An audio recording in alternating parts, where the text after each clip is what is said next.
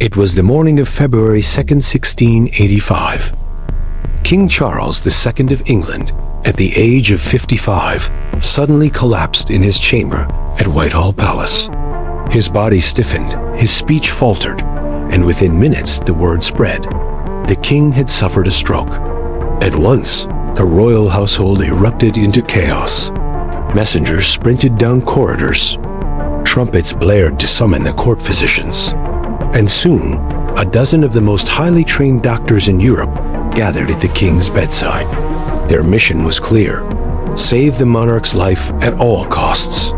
But what unfolded in the next 5 days was not salvation. It was torture disguised as medicine. The state of medicine in 1685. To modern ears, the treatments given to Charles II sound like cruelty, even madness. But in the late 17th century, they represented the cutting edge of European medical science. Medicine was still dominated by the ancient theory of the four humors: blood, phlegm, black bile, and yellow bile. Illness was thought to come from an imbalance among these fluids. Physicians didn't yet understand circulation, infection, or bacteria. Instead, they wielded tools of ritual and tradition: bleeding, purging, blistering, and strange concoctions of herbs, metals, and even human remains. The King of England, one of the most powerful men in Europe, was about to become the victim of his own doctor's learning. Bloodletting, the first blow. The physician's first step was swift and decisive. Bloodletting. Charles was bled immediately. 16 ounces of blood, about 475 milliliters, drawn directly from his arm. Later, they drained another 12 ounces, and then another, until over 800 milliliters had been removed in total. To the doctors, this was the mild shock package. To the king, weakened and sweating, it was the first assault on his already failing body. Bloodletting was fashionable because it promised to balance the humors, to reduce fever, and to calm the spirits. In truth, it only robbed the king of his strength. Purgatives and enemas, the endless flow. Next came the purgatives. Toxic metals were ground into powders and swallowed with water. Antimony, mercury, and other deadly minerals. The goal was to cleanse the intestines, to flush out the supposed poisons within. But the doctors did not stop there. They ordered enemas mixtures of fennel, cinnamon, and salt administered every 2 hours. Day and night, for 5 days, the king's bowels were assaulted without mercy. A courtier wrote in his diary that the king's intestines were busier than the sewers of London. It was not a cure. It was an ordeal. Fire and blisters, the torture of the scalp.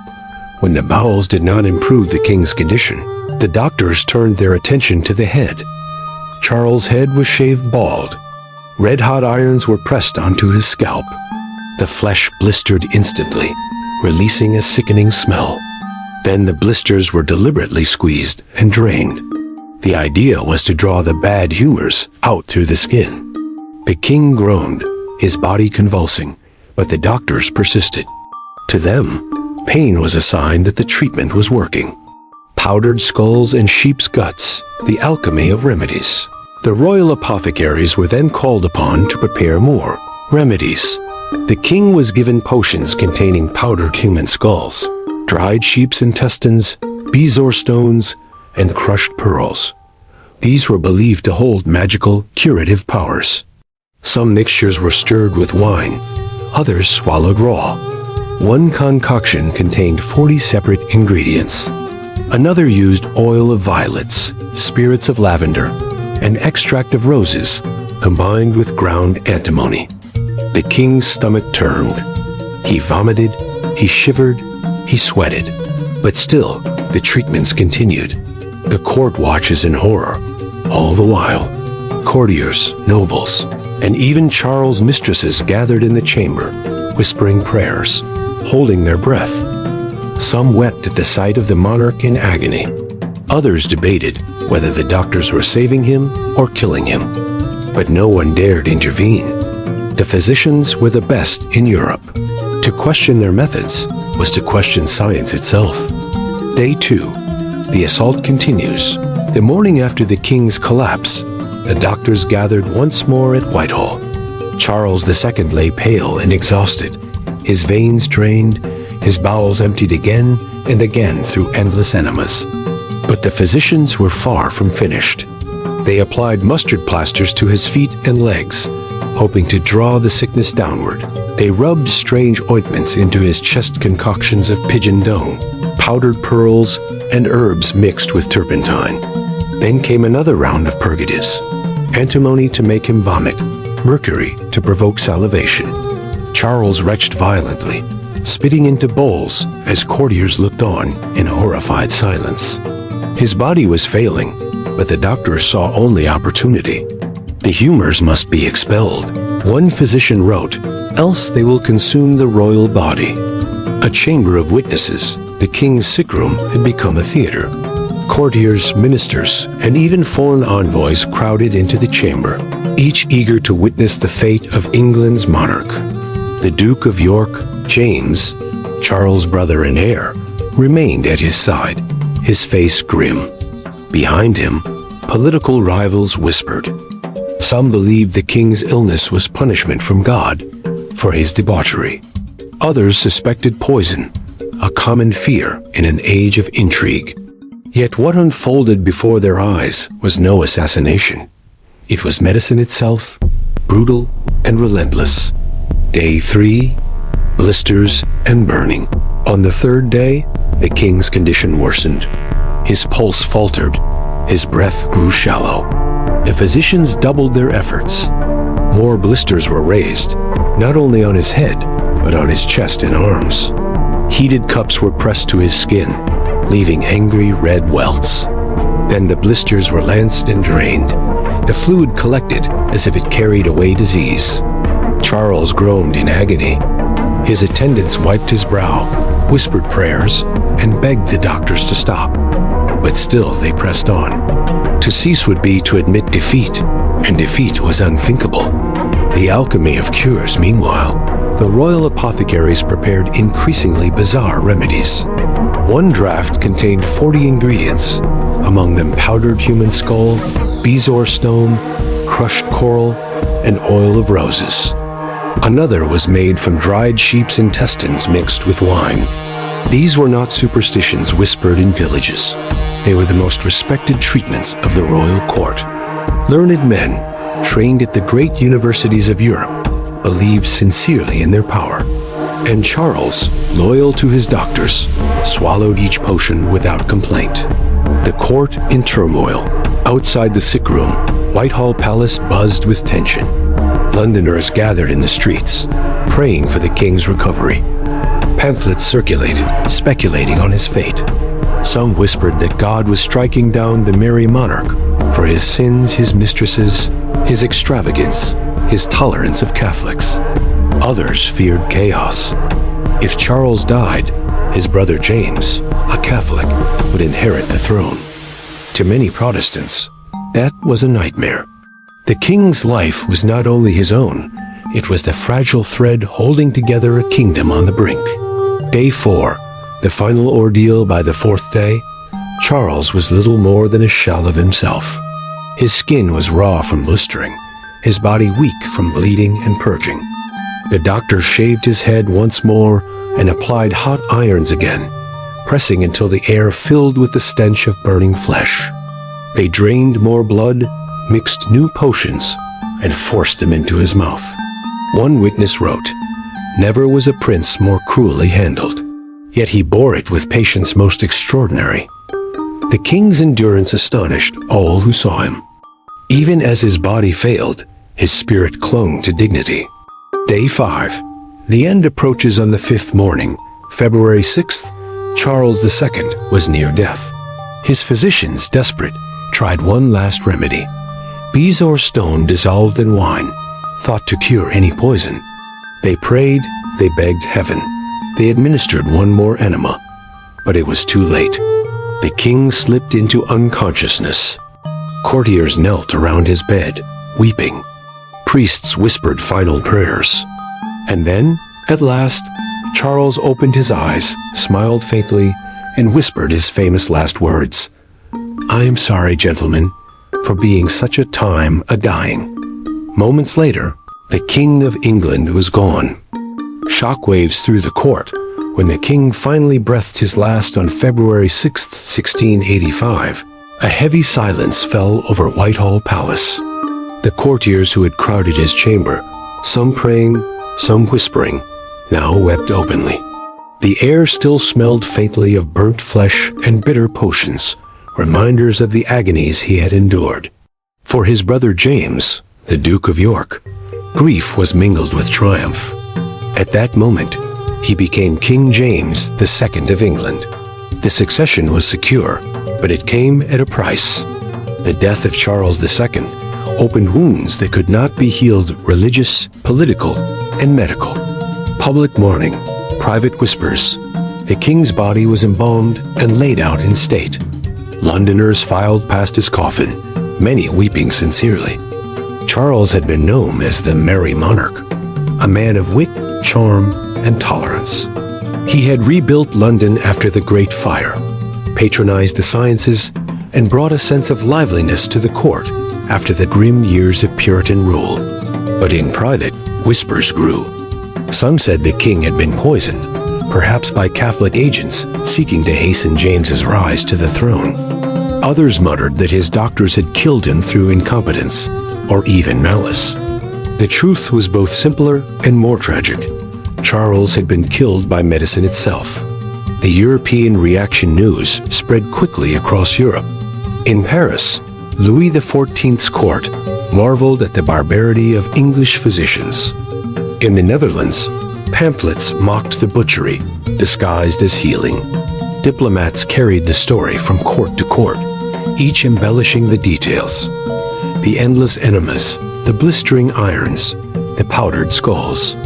Yet in many places, physicians defended their English colleagues. What else could they do? Asked one doctor in Venice. They used the remedies prescribed by Galen and Paracelsus. If they failed, it was not their fault, but the will of God. Medicine, even in its cruelty, was still cloaked in authority. A family's grief among those most devastated was Louise de Caraway, the king's French mistress, who had been with him to the end. She wept uncontrollably, lamenting that her beloved Charles had been tormented to death. Nell Gwyn, another famous mistress, is said to have cursed the physicians openly. Others in the royal household simply shook their heads, knowing that no one, not even a king, could escape the fate of flawed medicine. James II, as James II, wasted no time. On the very day of his brother's death, he was proclaimed king. His Catholic faith, long a source of suspicion, now loomed large. Many Protestants feared that England would be dragged back into papal control. Charles II's death thus became not only a personal tragedy, but a political turning point. It marked the end of a tolerant, easygoing reign and the beginning of a storm that would eventually drive James from the throne in the glorious Revolution of Awe. 1688. The doctors defend themselves. The royal physicians, meanwhile, faced mounting criticism. Pamphleteers accused them of murdering the king with leeches and fire. Satirists drew cartoons of Charles on his deathbed surrounded by butchers in gowns. The doctors published lengthy defenses, insisting they had done everything possible. They cited medical authorities from antiquity, explained the theory of humors, and pointed to similar cases across Europe. But their words convinced few. In the public mind, Charles II had not died of natural illness. He had been killed by the very men sworn to heal him. Science in the shadows, ironically. During Charles's reign, England had become a hub of scientific progress. He had founded the Royal Society, which nurtured the discoveries of Isaac Newton, Robert Hooke, and Robert Boyle. Experiment and reason were challenging tradition. Yet when Charles himself fell ill, science gave way to sorcery. The king who had championed rational inquiry was undone by bloodletting and potions of bone and bile. This contrast haunted observers. How could a nation producing such brilliance in physics and chemistry still rely on medieval medicine at the highest level? The answer lay in inertia, in tradition, and in the fear of defying established practice. The burial of a king on February 14, 1685, just 8 days after his death. Charles II was buried quietly in Westminster Abbey. The funeral was modest for a monarch, without the grand processions of earlier kings. Political tensions and religious divisions kept the ceremony subdued. Yet the whispers persisted. Some said he had been poisoned, others that he had been bled to death. Few believed the official reports. The truth that the king was undone by the very best medicine of his age was too disturbing to face. Medicine at a crossroads. The death of Charles II came at a critical moment in European medicine. The Renaissance had already shaken the foundations of knowledge, and the scientific revolution was underway. Yet medicine lagged behind. Doctors still clung to Galen's ancient teachings, still spoke of humors and balance, still reached for leeches, purges, and blistering irons. Anatomy and chemistry were advancing, but treatment remained rooted in medieval ritual. Charles's death exposed this gap with brutal clarity. Even a king, surrounded by the finest physicians in the land, could not be saved because their science was flawed. The satire of the age writers and satirists seized upon the story. Cartoons depicted physicians as butchers, bleeding patients dry. Pamphlets mocked their arsenal of torture, listing enemas, vomits, and skull powders with biting sarcasm. In one famous satire, a poet wrote, "The king was killed by kindness rare, by doctors skilled in death, not care. They bled him, purged him, burned his head, and wondered why their patients dead." The ridicule stung. Physicians defended themselves in print, but the damage was done. The death of Charles II became a cautionary tale told for generations. The rise of new ideas within decades, medicine began to change. William Harvey's discovery of circulation gained broader acceptance. Microscopes revealed the hidden world of cells and microbes. Chemistry replaced alchemy. Slowly, physicians abandoned the rituals that had killed their king. By the 18th century, bleeding and purging were still practiced, but faced growing skepticism. By the 19th, anesthesia and antiseptics had revolutionized surgery.